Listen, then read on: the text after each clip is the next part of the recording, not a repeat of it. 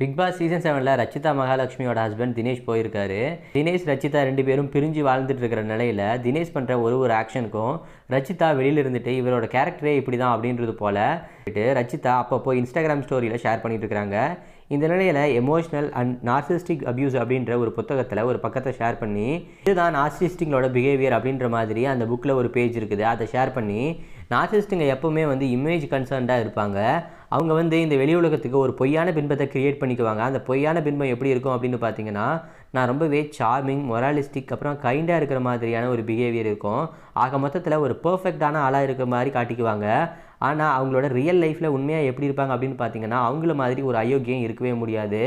அவங்களுடைய பிஹேவியர் எப்படி இருக்குன்னு பார்த்தீங்கன்னா, ரொம்பவே பொய் சொல்லிக்கிட்டு, சீட் பண்ணிக்கிட்டு, மற்றவங்கள வேர்பலாக அப்யூஸ் பண்ணிக்கிட்டு, அதுக்கு கொஞ்சம் கூட கருணையே இல்லாமல் அவங்க ஃபேமிலியே டிஸ்ட்ராய் பண்ணுவாங்க. அந்த அளவுக்கு தான் இருக்கும் அவங்களோட கேரக்டர். நீங்கள் இப்போ என்ன பார்க்குறீங்களோ அது அவங்களோட நிஜ வாழ்க்கையில் உண்மையே கிடையாது. இங்கே இருக்கிறதெல்லாம் நடிப்பு மாதிரி தான் அப்படின்றது போல ரச்சிதா மகாலட்சுமி தினேஷோட பிஹேவியர் பற்றி சொல்லியிருக்காங்க.